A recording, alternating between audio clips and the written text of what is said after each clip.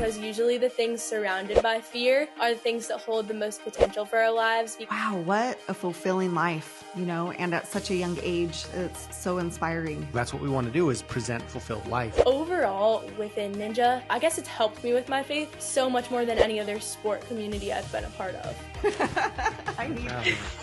Let's just go off script. My relationship grew tremendously and became so much more of a foundation of who I am. I definitely had my priorities very wrong. All of a sudden, it was like a switch flipped in my mind, in my psyche, in my soul. Getting back up after you fall is so much more important than just striving to be perfect. Persistence over perfection.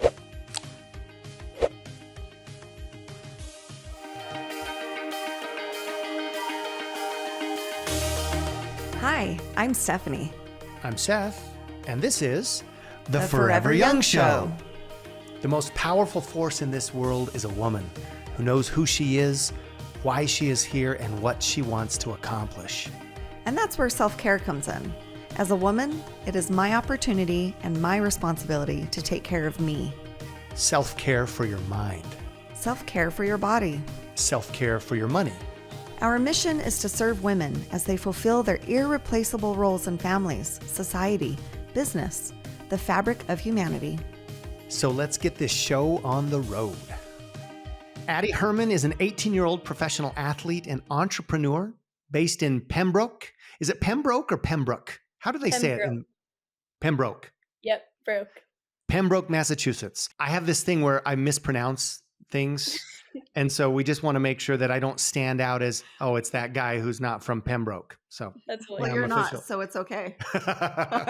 Yeah. She has competed on 4 seasons of NBC's American Ninja Warrior and was the last woman standing on season 14. I like the way that sounds. Last woman standing. Oh, yeah. Last year, she was the runner-up on the women's championship. And while we're not allowed during this recording to share the results, which will actually be public knowledge by the time you see this, I think this is going to air 2 days after the official. That's May 12th, right? 9 p.m. Our young girls are so excited, by the way, to watch that. Addie's got them all. They're looking at me. We're watching that. Outside of the show, she competes professionally in worldwide competitions as a sponsored athlete. She holds 2 world champion titles and took first in the first ever World Cup event in 2023. After graduating high school last year, May of 2023, she spent the following year solo traveling the world. In February 2024, she traveled to Sierra Leone, Africa, to build an obstacle course for children at an orphanage as well. While continuing to train and compete just as hard, she hopes to continue traveling, start a speaking career, grow a business, and inspire others to accomplish their own personal goals in life. Her main message is persistence over perfection. Amen. Well, thank you both so much for having me. I'm so excited to get to talk with you guys. Well, as you know, and our listeners know, Brittany Crane, Get Out There Girl, when we were doing an episode a few weeks ago, she said, you need to connect with Addy Herman. You need to know this girl. We just hosted her on her show. This girl is wise beyond her years. And she was just overflowing, Addy, with just praise and admiration. Mm-hmm. Brittany is amazing. It was an honor to get to do her podcast too. You guys are all amazing. I was going to say, coming from Brittany, that's such high praise because she, is such a stellar woman. And so anybody that she recommends, I know is going to be quality. Well, thank you. I need to find your page 1. There it is. Just kidding. That's why we edit. I'm tempted just to take all the papers and just like throw them in the air. You can. I'm not going to. I need. There we go. All right. Let's just go off script. There we go. That's so you. And then there's me, and I'm like, I need the script. I can't do this without the script. I get it. I get both. So, Addy, what are you most passionate about right now? And what are you doing about it? So some current passions of mine would be Ninja Warrior, obviously, and then entrepreneurial goals and traveling. So those are like the 3 main ones in my life right now.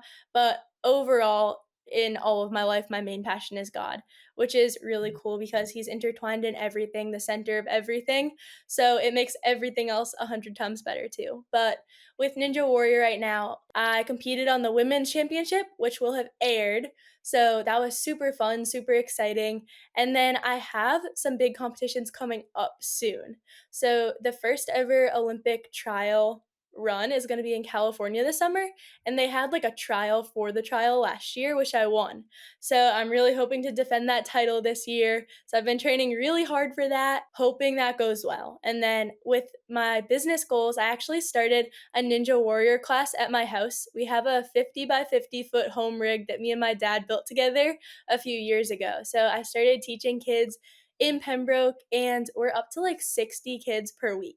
So it really took off, and it's been amazing to get to like share that with kids because I've loved it for so long.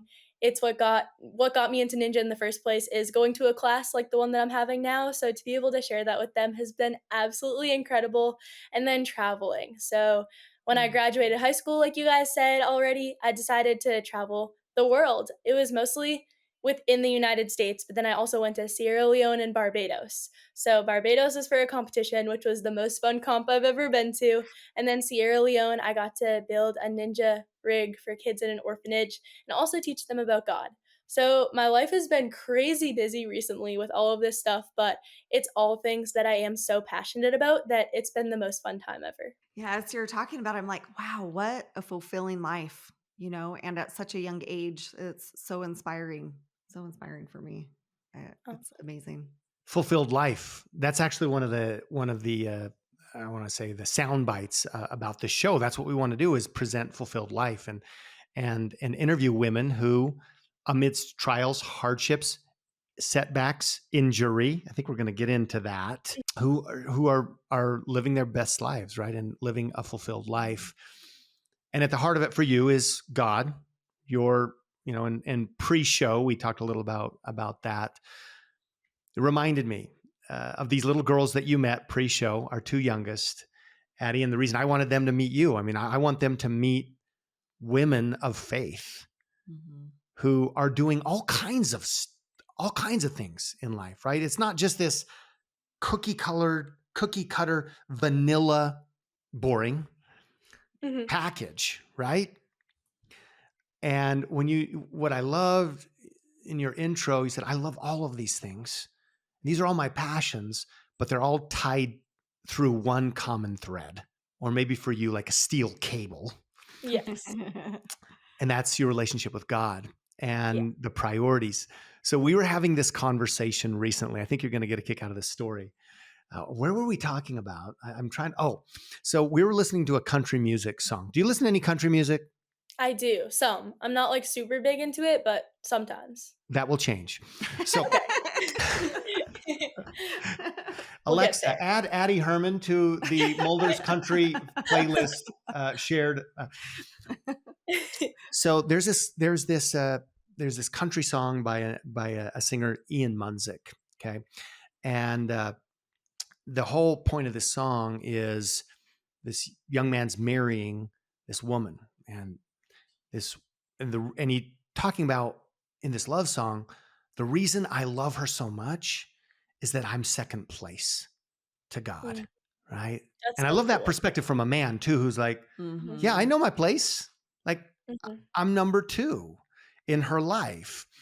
And because she loves God so much, she's going to be an amazing wife, right? Yeah. And so Hannah, whom you met, who's 8, we're driving down the road, jamming out, and I'm singing this. She's like, Dad, what does this mean? He loves somebody. Like, what does he mean? She loves somebody else more than her husband? Like, I think some of it's because she refers to God as him. right. And so, an 8-year-old mind, it's like, well, wait, I thought they were together. Yes. Like, why does she Yep. love him more? And he's okay with this. Like he's not just okay, but he's like, yes, this is what I want. That's why I love her. Yeah. So I explained that, well, in her life, the reason that he loves her so much is that God is number 1 for her.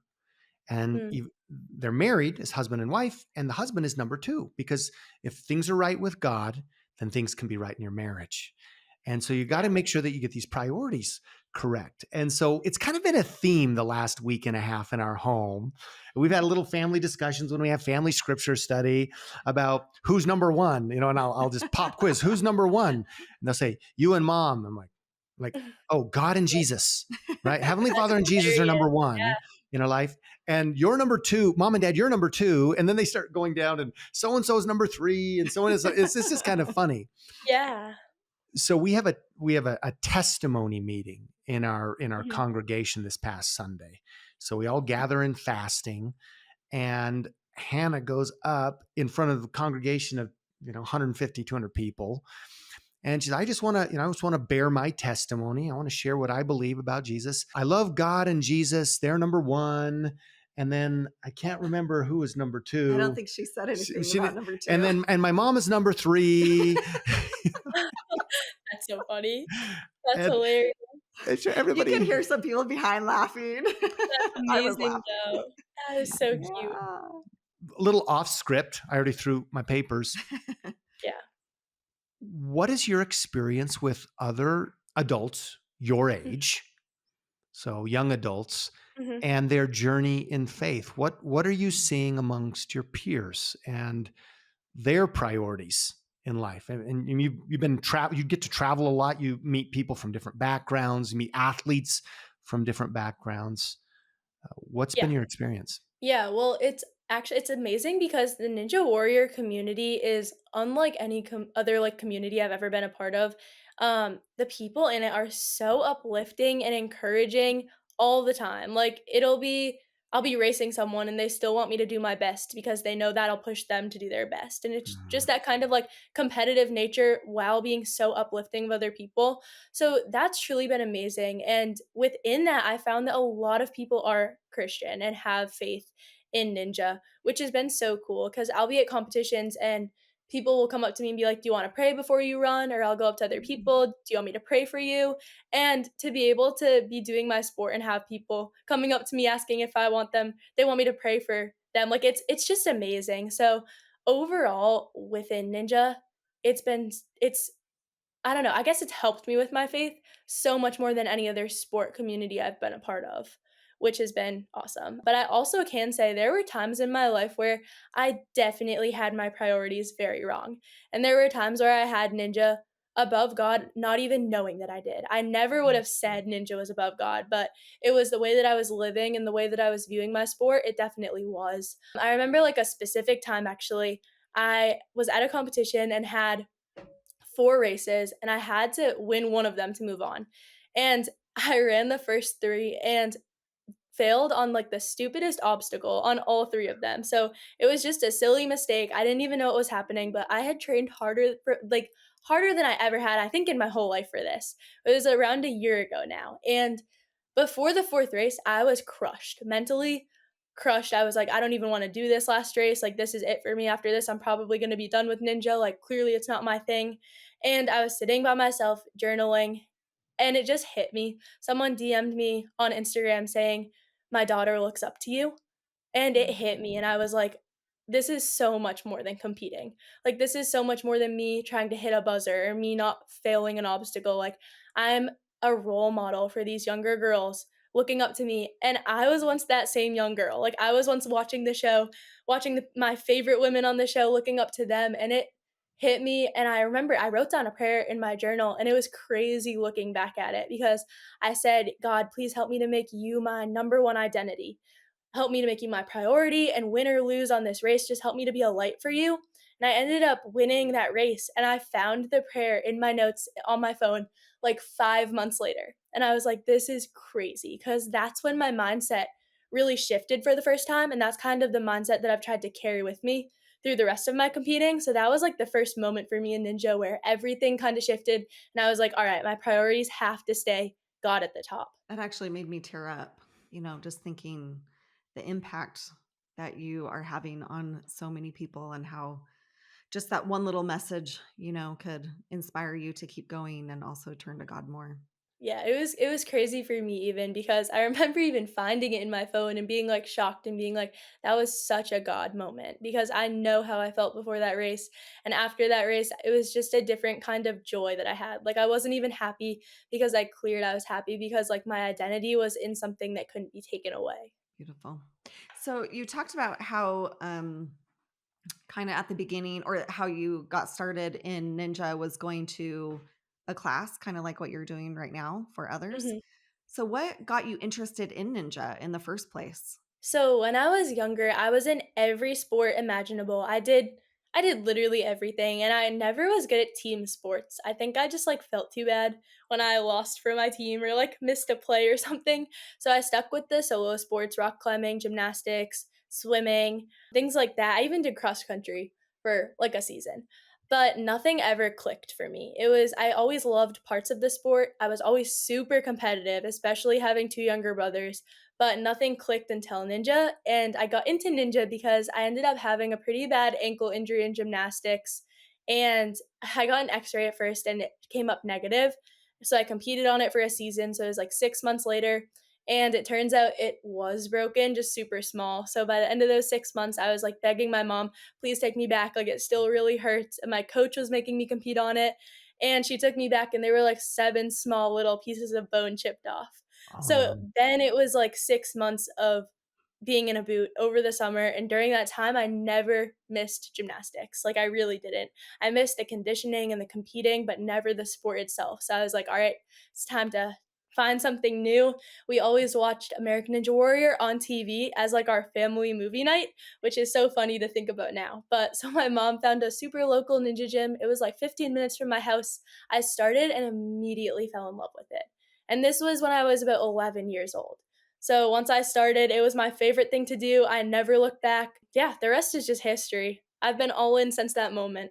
That's so cool. What? I'm just laughing. I think Oh. it's a great story. I'm laughing that. I'm laughing at your reaction. Oh, it kind of actually reminds me of Seth. Recently, in the last few years, he's had a few injuries. Like he was playing basketball and his ankle literally was like an L. Like his Oh ankle had no. folded in and yeah, it During a was game. it was horrible to watch the Okay. replay. Our daughter was filming it. And I was Yeah. like, "Oh my goodness, I can't. I can't." Like I'm an empath, so I feel other people's pain. Yeah. And I'm like, "This is too much for me." But when we were in the game and he did that and he came back to sit down and they did a timeout and then he's like kind of getting himself ready to go back out on the court. I'm like, "What are you doing?" He's like, "I'm going to Yeah. go play." I'm like, "No, you're not." Yeah. Yeah. I'm Yeah. like, maybe we'll stay and watch if you want to, but like, there's no way I'm letting you, as your wife, get back out on that court. And I don't usually say that kind of stuff. I'm like, I'm not your mom. You go do what you want. But Yeah. this time I'm like, no, no, that was too bad of an injury. We should actually be going to the hospital right now. I'm Like, going to cinch it up. I can finish the game. he totally Yeah. does that. I totally get that feeling though. Like I've gotten so many injuries where I'm like, let me just finish this competition, then I'll deal with it. Like things like that. So I get it. I get it. You recently had an injury, right? Yeah. What's Yeah. going on Before there? Yeah, so with my ankle, I guess I don't even know how bad it necessarily is yet because I haven't fully gotten my whole like path to recovery figured out. But I was at a competition 2 weekends ago and it was a three-stage competition. It was a local comp. I was super excited for it, but it wasn't like this huge comp. So nothing big. And on the last obstacle, I landed in between two mats. And the way that I landed, like I couldn't replicate it even if I tried to. But my ankle kind of like you were just saying, just folded completely. And I thought it was a sprain at first, and then the pain was so bad. I was like, I've sprained my ankle before, like multiple times. This is not a sprain. So we were thinking it was a partial tear. And then about a week later, I got an MRI, which I'm super thankful for because usually takes way longer. But it ended up being two full tears, two sprains, a partial tear, and two fractures. So there's just a lot going on with it right now. I have to be in a boot for 4 weeks, and then they're going to evaluate for surgery. So right now they gave me an estimated recovery of like 3 to 6 months, but it could be faster or slower. So that definitely threw a curveball in all my plans because like I said, I have that comp in California in July. And so I really don't know yet if I'm gonna be able to do it. but I'm so thankful that I did figure out my identity before this happened, because if this would have happened a year ago, I can tell you I'd be crushed right now. Like, I would not be hanging out with friends, I would not still be going to the gym, I would be absolutely crushed. So, it really is all in God's timing that He gave me that time to figure out my priorities and my identity before this happened, because now I have that to lean on. And I know that I'm so much more than my sport now. So, yes, it's upsetting, but it's not crushing. The Lord giveth, the Lord taketh. Blessed be Yeah, the name of the Lord. 100%. Yep. Wow, that's great. Well, we're praying that it's faster. Thank you. That's Me his too. will. I was Me seriously just saying, rally cry, rally cry. Everybody, we need to pray for Addy and, and leave it to the Lord. Do everything that you can. But I think it's just so powerful because it's easy to be seduced by your success, Mhm. Mhm, to be enveloped in kind of the identity that you create. mhm. Right. And that's the unique balance about life, is that you have latent talents inside of you, and you don't necessarily know what they are. Maybe it's you're in gymnastics, you're in cross country. I'm listening to you. I'm thinking, well, yeah, that's God's plan. I can see you did all of these other things, all of these other modalities, which made you better for ninja, Right. right? But at the same time, there's a balance there. You go and follow your passions, and that's how you serve God. And He wants you to just like enjoy it, like go out there and have a great time crushing the course, right? And being the last woman standing, or forget it, the last person standing, right? And at the same time, sometimes there's a 90-degree turn, and I don't mean with our ankles, That too.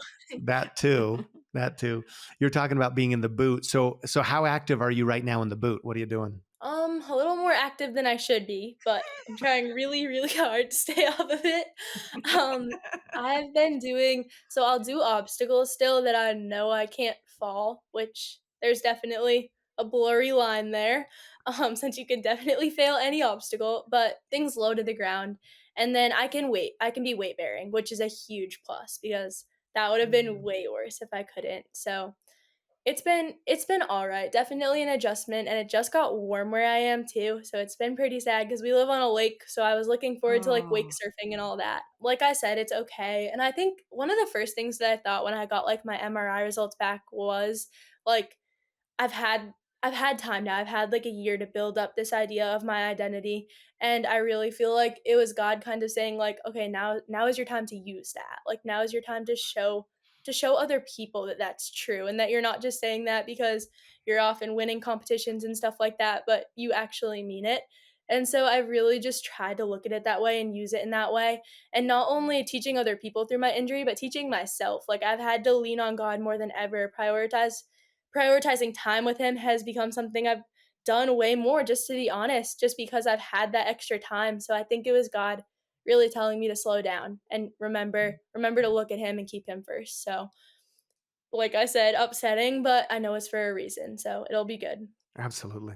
Absolutely. I love your perspective. So, Addie, can you share with us your experiences with overcoming self doubt or imposter syndrome? And what advice would you have for women struggling with these? For sure. I've had problems with self doubt and imposter syndrome for a long time, and I think for a while I didn't know that I did, which made it even worse. I thought that it was just natural. I thought this is what all people think, like imposter syndrome, thinking you're not qualified to do things. And for me, I just got diagnosed actually with ADHD recently, not super recently. It was like a year ago, but later in my life. So a lot of the things that I was struggling with, I didn't know why, and I thought it was normal. I have always been a perfectionist, which has been a strength and a weakness. A strength now that I know how to use it, but a weakness for the majority of my life.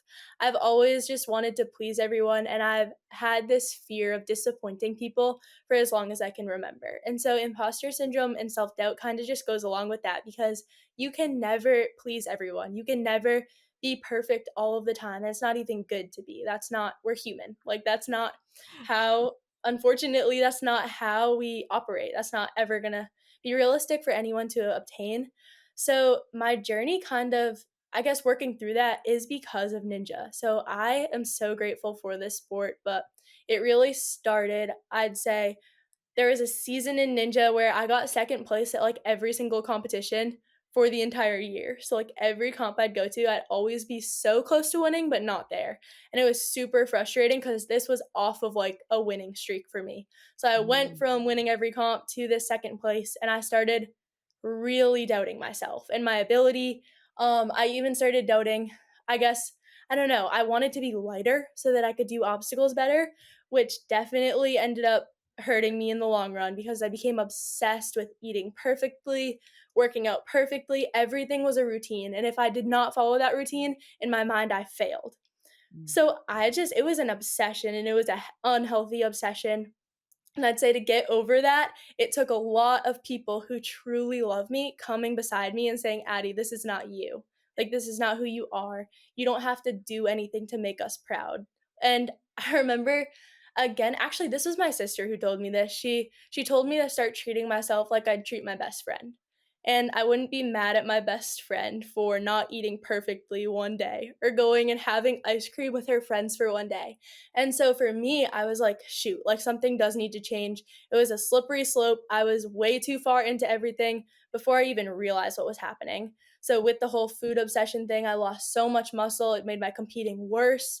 And that's when I started seeking help. And I think a lot of women do understand that they get to that point and get to that low point, but are still afraid to seek help. And I know it was that way for me. Like, I almost didn't want help. I was like, I can do this on my own. I wanted to get out of it on my own. I was like, I got myself into this mess. I can get out.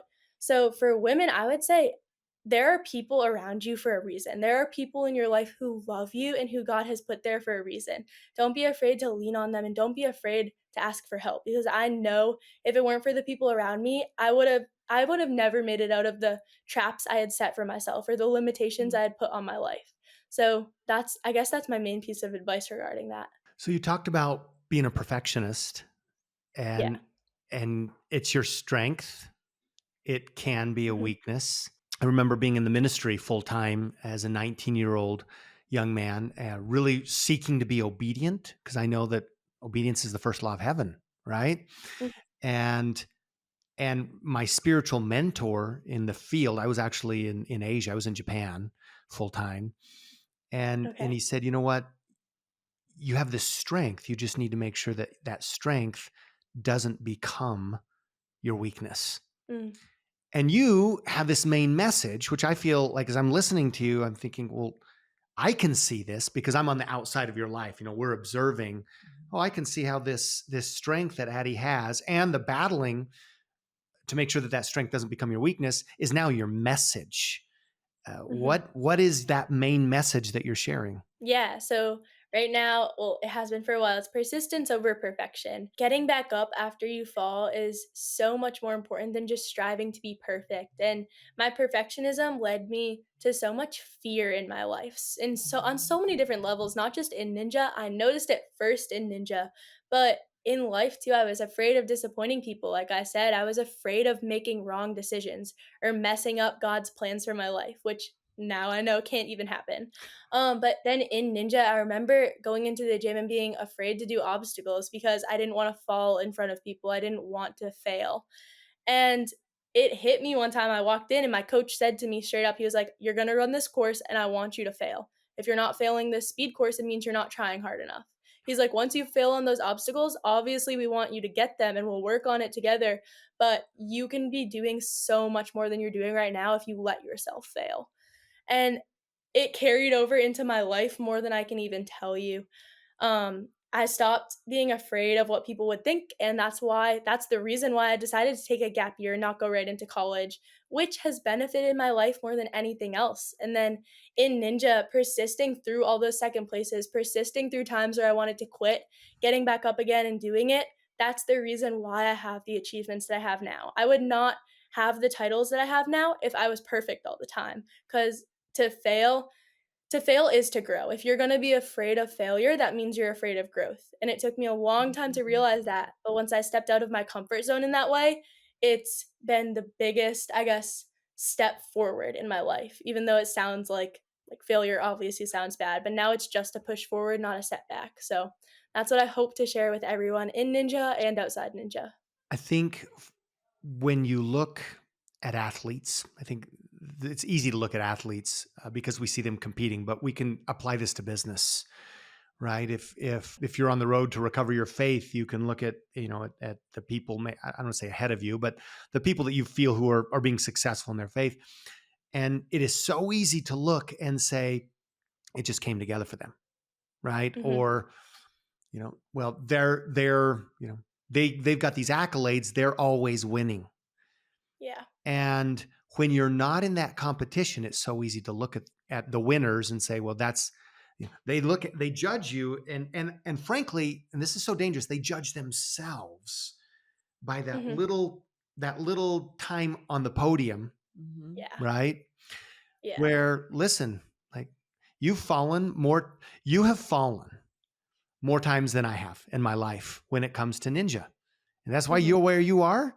And Hmm. that's why you're on the podium and I'm in the stands, Hmm. right? Yeah. And that's a choice. But just not being afraid to fail. And I think that's so powerful. What can you repeat again what your coach said? So I walked in and he said, if you're not failing this course, then you're doing something wrong. You need to be failing, and that's how we're going to grow. That was the point of his message. And he didn't even mean it in any other way than exactly how he said it, like try harder on this course. But for me, it just carried so much more weight. Yeah, I loved the part where you talked about how, failing equals growth. And if you're afraid to fail, you're afraid to grow. Yeah. Like that really hit me. Oh my goodness. Yeah, and I think in my own life even, I would just wait for the fear to kinda leave too, and I think what people need to realize is sometimes you need to do it afraid, because once you do it Mhm. afraid, for me, this was in obstacles and again translated into my life, I was terrified of this obstacle called the sky hooks, where you take a ring and hop it from, like, one hook to another, and this is, like, when I first started, when I was, like, 12, I was terrified, and my coach kept trying to get me to do it, and finally I did it, and she was like, "Good, now do it again, and come in here every day and do it again." And now it's my favorite obstacle ever. Like, I've advanced in it so much, I can do cool stuff on it, but you have to be willing to do it afraid, which is so hard to get yourself mentally to do. But when you do things afraid, that's when you're gonna get the best outcome from it, and that's when you're gonna grow resilience in your mind more than anything. So I think that's just another really important point. I can tell you, us starting this podcast, I mean, I've probably said this on every episode because it's always come up, but like this type of a thing, especially knowing that it's being recorded and it's being sent out to whoever wants to see it, Mhm. is so out of my comfort zone. So out of my Yeah. comfort zone. But I can tell that, the more we do it and the more I step into that fear and just put it in God's hands and say, I'm just going to be me, the more that I'm growing and I'm getting so much out of doing these podcasts and interviewing Yeah. people than I ever thought that I would. That's so cool, and it's such a testament to how God says he makes he shows his strength in our weakness. That's when he shows that he's there and that he's strong for us, because if I were doing any of this on my own, I couldn't. I just straight up couldn't do it, and so to be able to show that I am leaning on God and that it's his strength alone just has been a huge part of my platform. I love that. I'm learning so much more about, people, specifically you, but also others in, this ninja course that I had never even thought about. And there's so much more depth to it, kind of like we just talked about how you see people do it and, you can be a fangirl of it and think it's awesome. Yeah, But wow, there's so much more that's yeah, there. 100%, yeah. What does your training look like in order to bring out that best in you? So Ninja is weird because it doesn't really have an off season right now, because there's the show and then there's the sport. So it makes it very confusing. But on my typical training schedule, physically training, I'd be going to the gym 5 days a week for the Ninja gym, 5 days a week. And then on top of that, 3 days at a regular gym, and then home workouts every day. So I do conditioning and obstacle training. Mentally, which I used to not care about at all, I've learned every morning I wake up, I prioritize what I call quiet time. So I read a devotional, I pray, and I journal. Just journal my thoughts. It helps me collect myself. I write down my goals and I write down my identity. So the things that can't change. I am a child of God. That's my main identity. That is my identity. But then kind of my goal is just seeking to be a light to other people and to influence other people, to inspire other people. And then my goals in Ninja, my goals in business, my goals with next year. And it kind of just keeps it fresh in my mind. Like, this is who I am. This is what I'm striving after. But either way, I'm a child of God. God's got me. And it's taken so much pressure off of me in Ninja and in life in general to be perfect. And once I started doing that, once I started journaling and writing down those, I guess, affirmations, but they're not based on me. So it makes it a lot easier to write down. It's been the biggest change ever, which sounds so silly, but it truly has been. Not silly at all. Not silly at Mhm. all. The most important things, the most powerful things are actually the simplest things, right? For sure. Mm-hmm. So we work with entrepreneurs, primarily women all around the world, Yeah. in the health field. And we have organizations of women in Japan and Thailand and Australia and the Philippines and, of course, Mexico and Canada and the US and Europe. And I was giving a training this past week, and a leadership training. I'm like, what do people need to know? And one of the things that we found in the world of business is one of the biggest questions people ask is how? Mm. How can I do this? How can I grow a business? How can I sell? How can I recruit? How can I grow my company? How can I make more money? Right? And those are valid Mhm. questions. That's great. But that is a fallacy if that's where you're starting. Mm. Because I should say, before the how is the what. What do you want to accomplish? Before the what is why do you want to accomplish this? Why are you here? But before the why is who.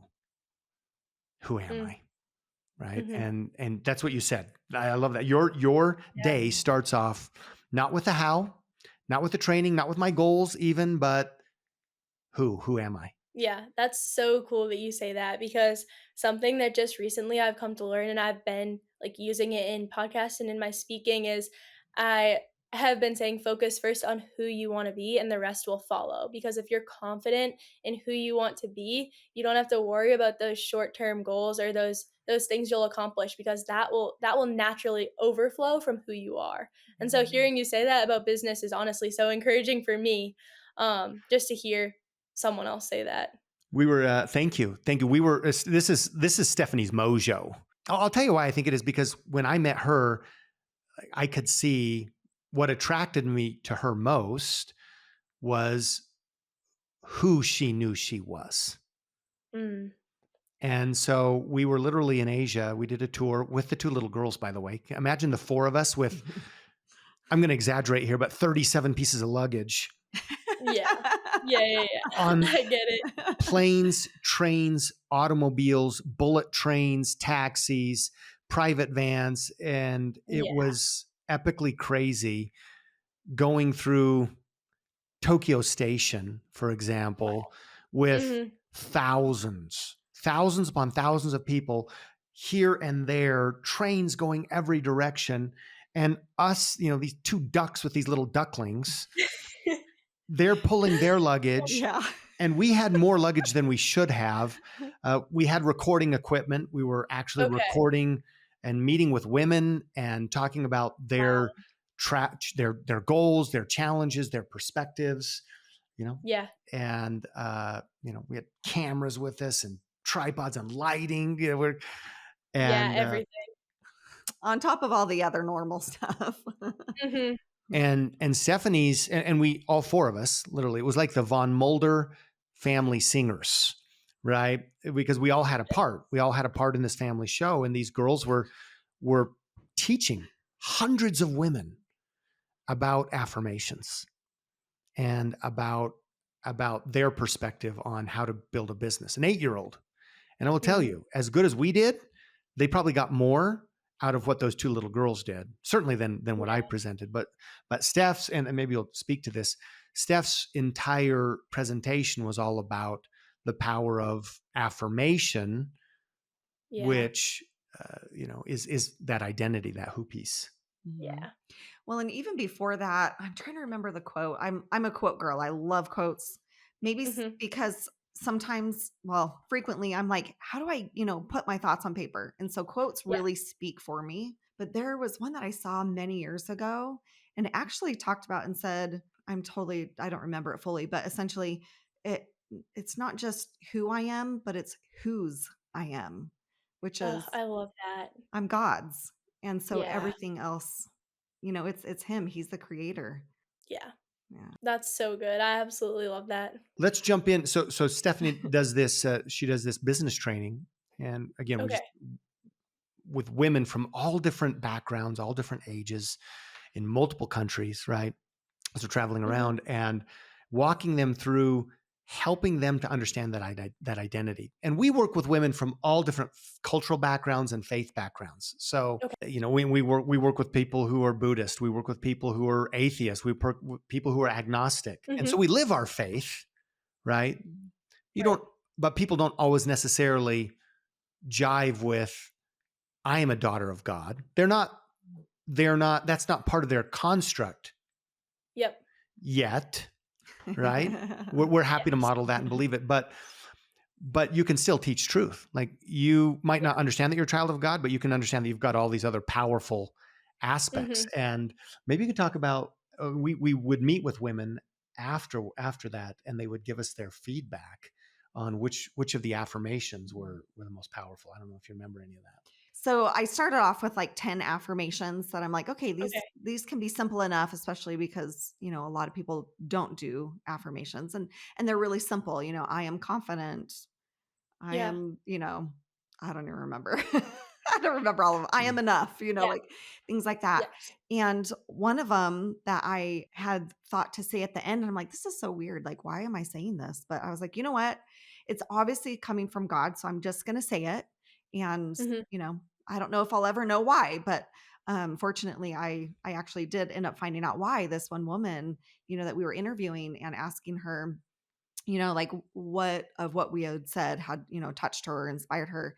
And she said that the affirmation that I said at the end, and it was the one that I added, and it was, Okay. I am me. Mm. And, at first I was like, that's so strange. Like, of course I'm me, but Yeah.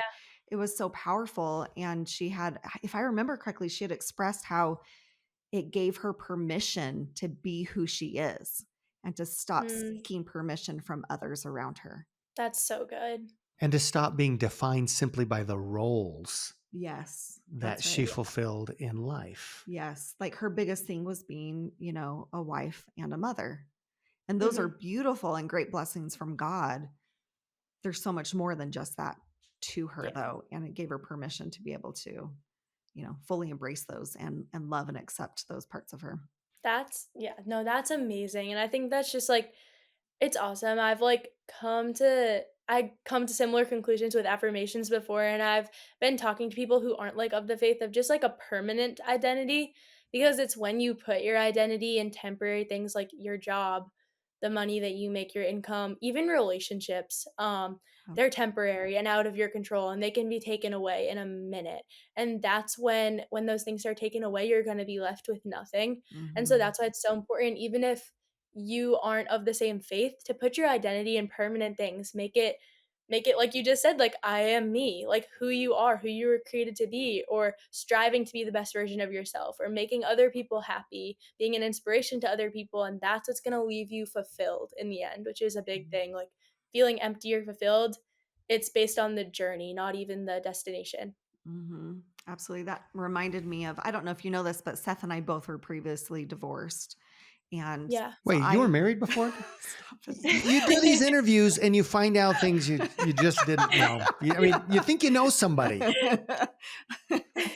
um, and I found myself going through a divorce at 24, and I had two kids, and they were 4.5 and 2.5, and it was the scariest thing that I had ever done at that time in my life, and the Mhm. hardest thing. And I know that I could go through that with so much joy. Not to say that there wasn't heartache; there was plenty of tears in my Yeah. pillow. Yeah. Yeah. um, Yeah. and I was a single mom for 6 years until we got married. The one constant thing that really carried me through that was God, being able Yeah. to rely on God and my Savior Jesus Christ. And my Yeah. relationship grew tremendously and became so much more of a foundation of who I am, way beyond what I thought it would be Mhm. or it could be, you know? Yeah. That's so beautiful. It's amazing to see even like the horrible things how God really does like work through it and work for a purpose.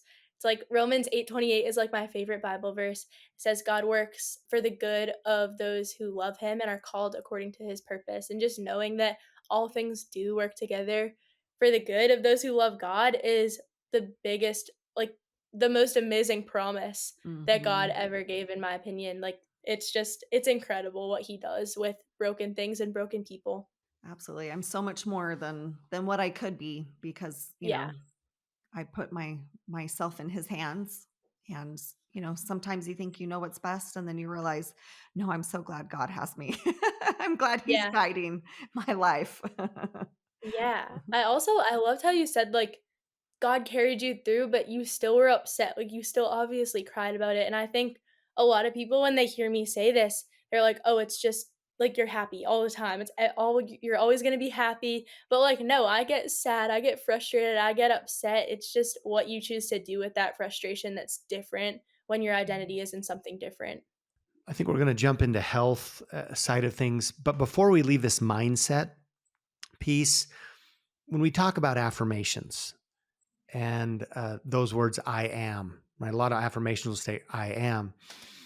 I have found that some of my Christian friends get uncomfortable when we start saying things like I am. They're, whoa, whoa, whoa. You're getting a little too close to God's space, Seth, because he said I am, right? He was kind of that one in the Old Testament. Remember, he's talking to Moses and he's like, I am that I am.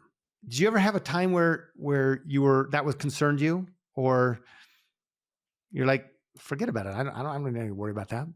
Well, I think everything I am flows from God. So everything that I'm saying I am is because of God. Like God made me, God formed me intricately, uniquely, and for a purpose. So every time I say I am something, of course it's from God. God is my creator. So it's never crossed my mind in that way. But every time I do say those affirmations, I do think about how amazing God is for being the I am, for being love, for being truth, for being joy, for being all of that personified. Love it, love it. He's the great I am. He's the great Yes. I am, and guess what? Because you know your identity, you have Mhm. to remember that you've got a piece of that, Mhm. right? Mhm. For sure. Right. So there's a piece of that I am inside of me. And so I often think because and I think partly many people who are into spiritualism without maybe they're on a spiritual journey without maybe identifying as a follower of Jesus Christ or Christian, right? Mhm. Or any other faith, right? Yeah. A monotheistic faith, for example. Many of the spiritual approaches, different modalities, they latch onto affirmation, like you said, because they're looking for truth. They're looking for Right. that constant. They're looking for that true north. They're Mhm. looking for that foundation, things that don't change, the North Star, right? The Southern Cross. As Christians, rather than saying, oh no, I got to stay away from that, we should embrace all truth. Like that little I am inside of me. What does God want? And this is usually I would tell it to Christians. Listen, can you imagine God telling you, like, look at these affirmations, look at these things that you feel drawn to. Can you Mhm. imagine God coming to you and saying, uh, sorry, girl, you're not this way. This is not you, right? I'm disappointed. Can you even imagine that Mhm. conversation would exist? No, these things that are on your paper are the things that he would tell you Mhm. if he were here, when he's here, right? Because he is Yeah. here. So Yeah. awesome. 100%. Yep. Let's jump into health. Let's jump into health. We've talked a little about training. What about there? Okay, so what are some common misconceptions or challenges that women face when it comes to maintaining a healthy lifestyle? I think the biggest thing is a lot of women think it's a one size fits all healthy lifestyle, but what looks like healthy for one person isn't going to be as healthy for someone else. For me, it was a lot around surrounding food, tracking calories. I quickly found out that that wasn't actually healthy for me. It was doing me more harm than good. For some people, that's what they need and it's amazing and they're able to track their calories without becoming obsessed or without feeling like they need to be perfect all the time. And so that's usually the example I use, but it really goes for anything. Just, I know some people say reading a certain amount of pages of a book per day, or doing certain number of workouts per day, but for everyone that's different. And I think people need to figure out what works best for them and also work into it slowly. Making this New Year's resolution that your whole life is going to change and trying to do it immediately is not sustainable, and it's just going to leave you with more self-doubt and imposter syndrome Mhm. from my own experience. And so I'd say make slow steps. Add a habit or two every few weeks, maybe every month. And over time you'll look back over like 2 or 3 years and your life will be completely changed, but in a sustainable way.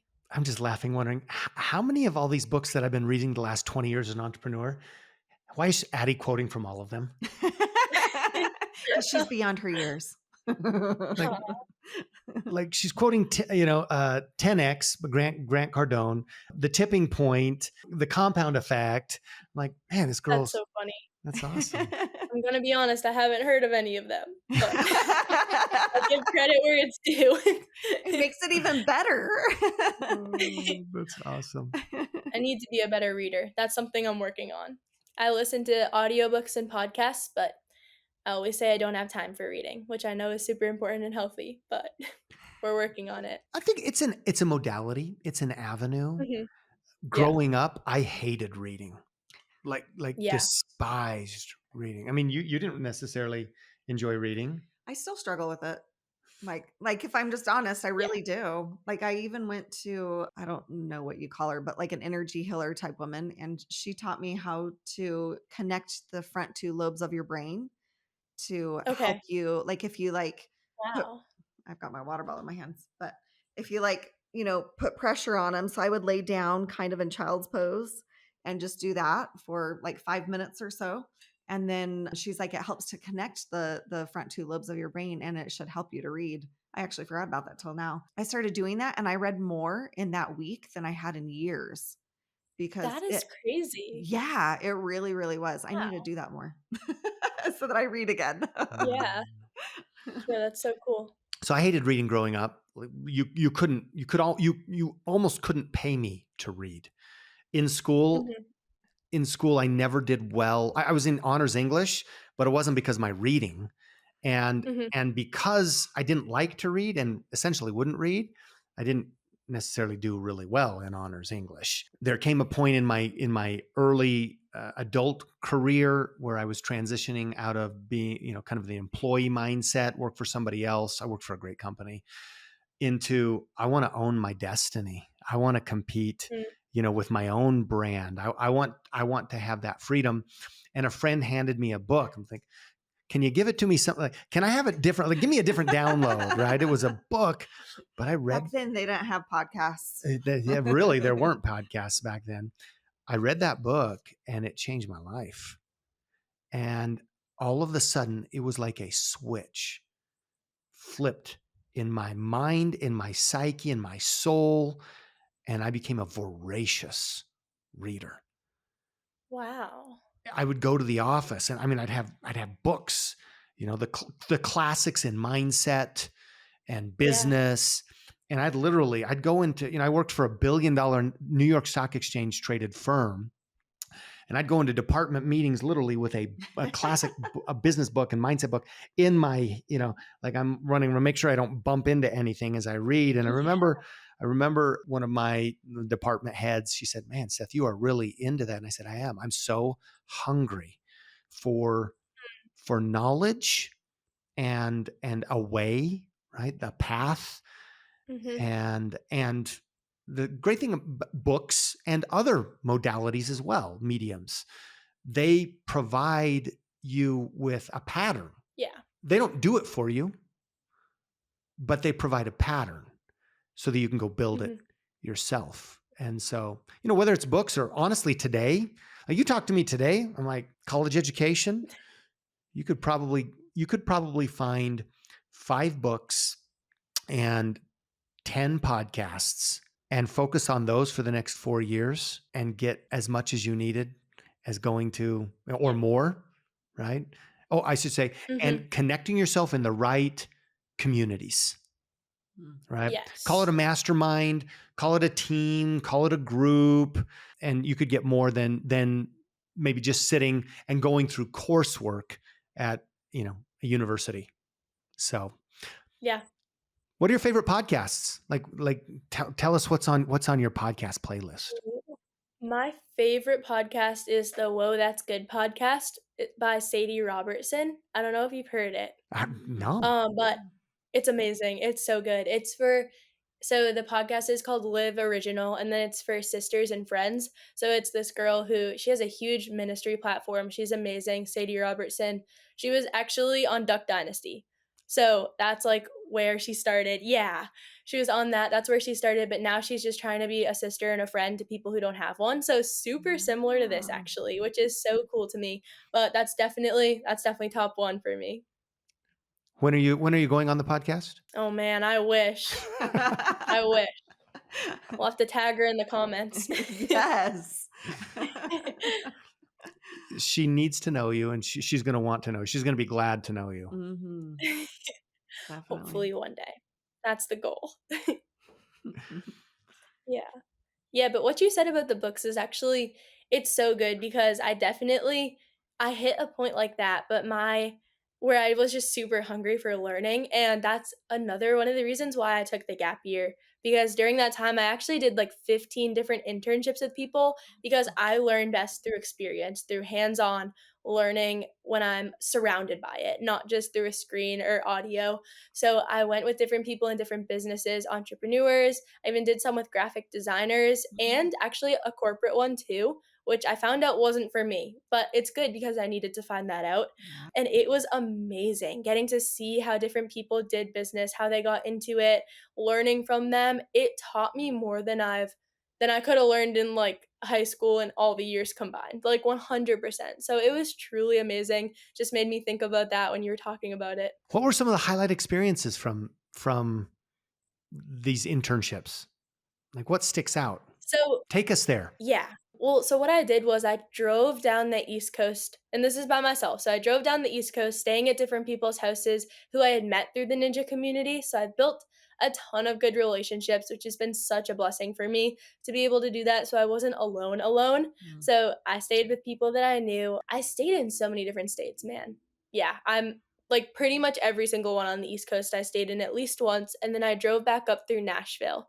So I started by doing clinics. So I'd go to different gyms and be a guest coach there since I've been on the show, which was a ton of fun. And I love doing that. So I'm still doing that here and there. And then I actually met with a speaker in Utah. I don't know if you know Ty Bennett.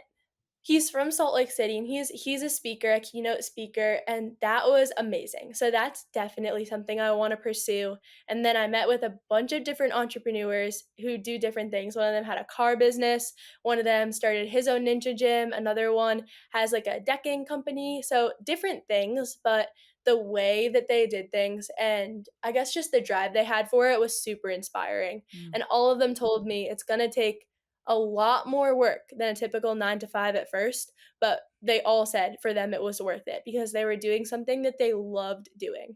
And that's what really I was like, if I'm doing something I love doing anyways, it doesn't feel like work for me. So I'm putting in a ton of hours right now to get all this started, but because I'm so passionate about it, it's I could never see myself in a 9 to 5 right now. Let's just say that. It's rewarding, it's amazing, it's an amazing growth experience for me and just to be able to share all this with other people through speaking, I'm just so excited for that journey in particular. So that's kind of where I've landed. And wait, you came to Utah? I did. Yes. This was before I got so Julie connected me with all the podcasts and this was before that. So I met her in Utah, then flew home, and then I met a ton of people in Utah. So I need to come back Yes. for sure. Yeah. Well, we have a guest bedroom suite, has its own bathroom if you Oh ever my want to stay with gosh. us. That would be amazing. Thank you guys. You Yeah. guys are Come the out. We need a best. babysitter. I mean, we would love Oh, just to. stop. Oh, I'd love to though. They're the best. You ever ride horses? You ride? No, I haven't. Oh, Come ride. come Yeah. out. Oh my We'll gosh. ride. We'll smoke some buffalo. Have some Oh my goodness. buffalo meat. Do some That sounds ministry. amazing. Just have a great time. We'll make it worth I it. would love Yeah, we'll plan a time. Let's do Open it. invitation, Yes. man. Open Awesome. invitation. It sounds amazing. So, what are the key financial principles and habits that women should prioritize for long term financial success? So my whole persistence over perfection thing really, I think, ties in here as well. I was super, super scared to start this whole journey of becoming an entrepreneur and kind of choosing that path even over college. And my aunt said to me, I'm not going to get the exact quote right, but she said, if you have two paths that you're deciding between, one of them is easy and comfortable, and the other one is filled with, I guess, surrounded by fear and just a lot of unknown, Mm. go with that one, because usually the things surrounded by fear are the things that hold the most potential for our lives, because God isn't fear. So if there's fear surrounding it, it's just the enemy trying to keep you from it. Ah, And that was the final point for me where I was like, all right, I'm doing it. I'm all in with this. And it started off slow for sure. I started with a custom design business called Accents by Addy, which is kind of on a hold right now, but it didn't like blow up like I thought it would. I thought it would be this big thing and my Etsy would get going and it would be awesome because people knew me from Ninja. But just because people know you from one thing doesn't mean they're gonna like your designs or like greeting cards. So that was okay, and I kept doing it as a hobby since that's what it was at first for me. And then last year I started the kids class and didn't have as many kids, but by the end of the year I was gaining traction. So I had this whole plan that for this year I was going to make it this big thing, advertise a ton, and I kind of just persisted through the Accents by Addie thing and the kids class. And this year, both of them are bigger than ever. So seeing that in my own very short experience so far, and then in other people's experiences who I've learned from, women who I've done internship with as well, it's a lot of persistence. Things aren't always going to blow up. Things aren't always going to start with everyone loving it, but if you persist and it's something you're truly passionate about, people will find it and love it for for what it is because of who you are. So it kind of ties in with both the persistence thing and the identity thing. Well, and having different experiences, right? Yeah. Again, everything wasn't a win. Everything wasn't a blockbuster hit the mhm. first time you Yeah, touched it. What would we learn? exactly. Yeah, and I think even people look at my life and think that it is, but they don't know the hours upon hours of work that I've put into it to get it to where it is. It didn't just blow up one day. I didn't just get good at Ninja someday randomly. I'm not just naturally talented at it. Like, I have worked so hard. I have poured my whole life into this, into what I'm doing with business, what I'm doing with Ninja. And yes, it's paying off now, but it took so much persistence. And I've failed in both so many more times than I've succeeded. And I think it's important for people to hear that and truly get that. I'm excited for your businesses. Me too. Yeah, I'm really excited about it. I'm excited about the speaking thing. And then more long term, I'm actually planning on starting my own podcast, but not anytime soon. So that's one of my long term goals, as well as like fitness programs and personalized coaching for people. So I have so many ideas, and I'm kind of trying to like narrow it down, pursue only a few right now, but I'm super excited about it as well. What would the podcast like? Walk us through. What would that podcast look like? Well, that's the reason I haven't started it. I'm not exactly sure what it would be about yet. I was thinking at first more towards athletes, but now I'm thinking that I guess it would more just be kind of like you guys have guests on. I'd have guests on and kind of just talk about everything that there is, like their best advice, I guess, trying to inspire other people. But again, not fully sure. That's all right. Let it That's let great. it simmer. Let it Yeah, simmer. for sure. For But sure. we will let us know. We'll be part of Yes. the fan club, right? Yes, you guys have to come on it The eventually. promo club. Okay. Yes, for sure, for sure. All right, let's get back and talk a little about health because you were just talking about health. All right. So, how can women balance physical health, mental health, and self care in their daily lives? This definitely goes back to priorities. So, for you to be healthy physically, mentally, and in terms of self care, you have to, again, know your identity. So, for me, like I said, make time for yourself. Make time for yourself to start your day. If even my mom, I actually learned this from my mom. She'll wake up before any of us wake up, before my brother wakes up for school or anything, and she'll take, even if it's 5 minutes, if she's running low on time, she'll take that 5 minutes to sit by herself and make time to pray and just prioritize that time to start her day right. And I think Mm. starting your day right has a much bigger impact than people think on the rest of your day. So that's what I would say first. And then second, don't make the excuse that you're too busy. I did this for so long in terms of my mental health, where I'd wake up and go to the gym and say, I'm too busy to talk to anybody about my problems. And I'd pretend like everything was fine. And that just leads to emotional suppression, which is going to build up and make you very depressed very shortly. And it's also just a recipe for burnout. I found myself very burnt out in particular seasons of my life because I was holding so much in and Mm. only focusing on the physical when mental and self care is just as important, if not more. So that's what I would say second. And then just surround yourself with a community of people who will hold you accountable, but also encourage you. Mm. So people who love you enough to tell you the truth and to tell you the truth in love. I'd say those are the three main things. It reminds me, at least the spiritual aspect of it, of again, a quote. If you're too busy to pray and read your scriptures, you're busier than God intended you to be. And I Mm, feel like yeah, sometimes we just feel like, oh, well, if we can just check off all these different, you know, check boxes, then we'll feel good and fulfilled. And but yeah, really it's prioritizing, like you said, your needs to set that day. 100%. That's such a good quote. I do call her the quote girl because if you were I love to, it. I'm the beneficiary of this often because I get the best of the best of the best. Like they're all really good.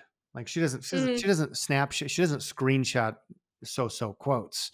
So sometimes every once in a while she'll be reading these. I'm like, what are you doing? I'm going through the quotes. I'm like, oh, this could take a while because right. That's so There's funny. it's a I love it. compendium. It's a compendium. Well, especially when I figured out that my phone could screenshot them and I could like have them in my phone forever. And now you're just screenshots. That's awesome. I love Dangerous. it. It's so bad. That's amazing. 1 terabyte of do you know how many quotes you can fit in a terabyte? You don't Oh, want to no. know.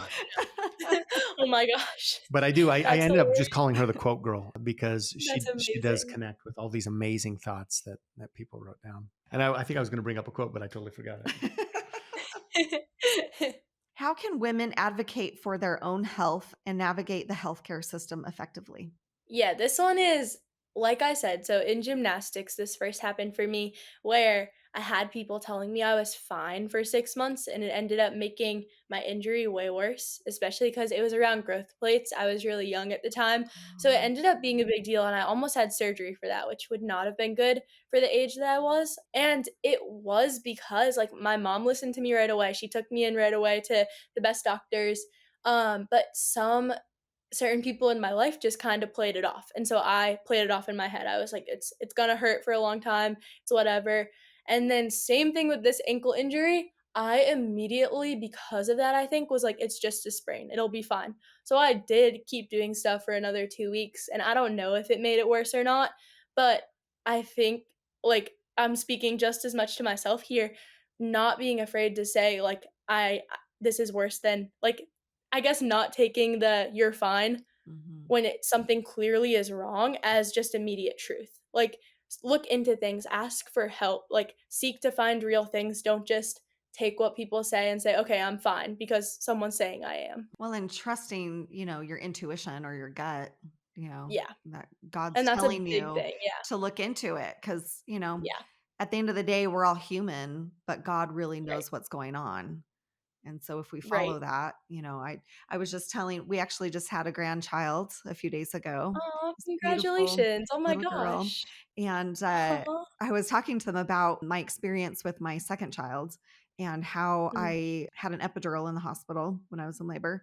I mean, when you're in the middle of it, obviously having contractions and everything, you're like, okay, just yeah, numb me out, right? And yeah, the anesthesiologist, he ended up saying, "Oh, we got to do it again before they put the actual epidural in me." He's saying that they needed to put the needle back into my spine. And I'm just like, okay, what? Okay, whatever. Let's just do it. And then later yeah. I asked questions. I'm like, well, why did that happen? And he said, oh, well, the first needle was dull. So I guess he opened the package, the needle was dull, and he tried putting it in anyways. because it's going to Oh my cost him more money gosh. to open 2 packages instead of just 1. And so, yeah. And so he did that. That's And horrible. with the first one, because he had to put so much pressure on it because it was dull, he ended up poking a hole through my spinal cord and it ended up leaking fluid up to my brain. They had warned me about it because we had to use, 2 needles and you're in the hospital for a few days. So they're like, okay, you might, it's not very common, but you might get a spinal headache. They kind of told me what to look for. And as the time was going on, I'm like, I think I'm having that spinal headache. But they kept saying, oh, no, it's okay. Even my ex-husband was like, no, it's not that. You're fine. Oh, the doctors know better. Like, it's okay. And it was just gradually getting worse. And at the time, I mean, I was like 22, I think. So I was super young and really hadn't developed a lot of what I have now, which, now if Mhm. that happened, I'd be like, no, we're doing something about this. At the time, like you said, I was just listening to the voices around me instead of listening to my own intuition that, yes, this was Yeah. happening. And it wasn't till after I got home with my baby and I couldn't even sit up because the fluid going to the brain made me have the spinal headache, which was, I had migraines in high school and it was way worse than Mhm. any migraine I had ever had. And I Yeah. was just like, okay, there is something wrong. I need to go back to the hospital. Like, they've got to Mhm. fix this. But Mhm. anyways, it just made me think of that, really Yeah. trusting. And I find that the more that I know who I am and I know whose I am, the more Yeah. I can trust those intuitions and those experiences instead of trusting people around me for my experience. Yeah, no, 100%. That's crazy. And it's just like it's so easy for people to tell you it's okay when they're not experiencing it too. And Totally. like I get the whole pain tolerance thing, but the amount of people who are like, it's just a sprain. I was like, listen, I know that this is not a sprain. So I do get it. And it's easy to also like I was super embarrassed about it. Like I was like, Mom, I need an MRI when I think at first she thought it was a sprain too, because when I came home, I was definitely downplaying it because that's all I had gotten from people. So she was like, okay, definitely get an MRI and stuff. But I'm so happy that I did because obviously it was bigger than that. And now I can actually do recovery well instead of ignoring it and pretending like nothing happened again, like gymnastics. Yes. Yes. And it makes it easier for you to trust yourself and also for your For mom sure. to be like, okay, remember Yeah. last time, she was right. Yeah. We need to pursue this. Yeah, So, and that's, like, the first thing she said to me when I got my MRI results. She was like, "Alright, I'm always believing you from this point on." She was like, "Good thing you got the MRI," but it was, like, an immediate like, I don't know. Yeah, my mom's always been super good about that. She's a PA, so she works in the medical mm, field too. So she's the one who I at first was even like, "No, I don't wanna make this a big deal. I don't need an MRI," and she was like, "Get an MRI. Just trust me." So I'm so thankful for her and just having people around you like that. Speaking of people that you're surrounded by, or people that you look to, are there or who are the women, either living or non-living, like it can be historical, whatever, that you resonate with, or that you look to as kind of the epitome of womanhood? In my own life, I'd say my mom, my sister, and my aunt. They've all just the way that they've lived their lives, it's almost like they don't even have to tell me anything, and I can just look at how they're living and gain so much from it. And I think that's just an amazing thing. Like, I look at my aunt, the things that she's told me, the advice that I was sharing earlier, and then my sister, she's always been there for me. There's a huge age gap, but we call all the time. It's like no time has passed, even when we haven't talked to each other in like months, which is amazing. And then my mom just always being there for me. She's the most persistent person I know. And I really do think that I got that from her. So mm, those three for sure. And then in this show, American Ninja Warrior, I remember being an 8-year-old girl watching the show and always looking up to Jessie Graff. She was like my hero. And I still, every time there's like a survey and it's like, who's your favorite superhero? I always put Jessie Graff. She's my go to answer. But just the way that she would go out on the course and fully be herself. Like mm. she was so noticeably different from everyone else and she was so unafraid to be herself fully. And I remember watching her and being like, "That's exactly who I wanna be like that unapologetic to be myself and to show who people who I am." That's awesome. Those are great women to be inspired Yes, by. for sure. What's your future with American Ninja Warrior? Yeah, I mean, I love it. Training is obviously it's hard, like, my coach will have us running sprints till we throw up a lot of the time, but I love it. I genuinely, it's always been a passion for me, never a burden. So my plan is, and still, it always has been and still is, just to do it for as long as I can. So as long as I'm able to, as long as my body lets me, I'll be doing it. That's Love it. great. Love it. So, just as we wrap up, from a Yeah. speaking standpoint, you have a powerful message. You have so many experiences. Like, I mean, a couple of thoughts have come to my mind. Do we need to talk to the foundation about taking ninja courses to East Africa? Yes, that would be awesome. And, do we book, who do we talk to start booking out speaking engagements? And I'm going to call it coaching, Mm, which is so much more powerful than mm. quote unquote motivational speaking, Yeah, right? for sure. We know people in the space and they don't refer to themselves as speakers as much as I'm a coach, right? And Yeah. you have a coach. Yep. So we look forward to that part of your career, and Yes. and maybe we'll be in the audience That would be cool. again Yes, to hear you speak. for sure. Yeah. Yeah, I'm super excited about it. So if people want to hire you to coach an audience or a group, do you have Yeah. somewhere they can go to contact you? Do you have a website or Yes. platform or phone number or anything? I do. So my website is currently being it's in the process of being developed right now, but you can email me anything. That's what I'm using right now. So it's inquiries@addyherman.com. And email me there. That's my business email, and that's the best place. And then I also have an Instagram and a YouTube, which are also great places to get in contact with me. Hopefully the website will be up within the next week or so, and I'll definitely send that over when it is. And all that's will be in the show notes. So how to Awesome. get a hold of Addy for speaking, for assets, for inspiration, for coaching, For building a ninja course. All of the above. for babysitting. I was just going to throw that one in there to see. And ministry.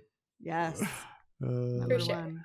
Awesome. Well, thank you so much, Addy. Thank you so Thank much. you This has been guys. This really has been amazing. inspiring. And I'm going to say your aunt and her advice has got to be one of the, I seriously wanted to, it took me back to Lord of the Rings. I'm a big Lord of the Rings fan. And I'm Yeah. like, is she like one of the wise elves? Is your aunt? She might be. She could be. Yes. I wouldn't put it past her. Is she Galadriel? Like, really? Maybe. I want you to I'll have to check. ask. Is she wearing some really old looking fashioned ring? That's it. Does she have one of I'll the check rings? next time I see her. And cut. It's a wrap. Thank you so much for being here today. And thank you for sharing this episode with that one friend who needs this conversation. Thank you for all the ratings, the reviews, the comments, and especially the support. We so appreciate you. Now, if you want to take a peek behind the curtain and be the first to know about special previews, backstage updates here at the show, and especially some private collection content that doesn't come out in the regular show, be sure to join our VIP community at theforeveryoungshow.com.